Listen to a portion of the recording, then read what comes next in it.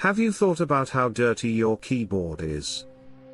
Dust and crumbs accumulate unnoticed. Don't worry, there's a simple solution. Clean your keyboard using just tape. First, grab a roll of tape. Masking tape works best. Tear off a piece no longer than 6 inches. Press it firmly onto the keys. Lift the tape away gently.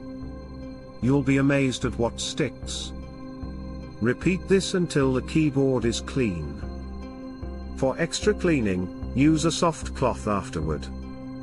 This removes remaining dirt and adds shine. In summary, tape is a quick, easy way to clean your keyboard without special tools. Try it today for a cleaner workspace. Don't forget to like and subscribe for more tips.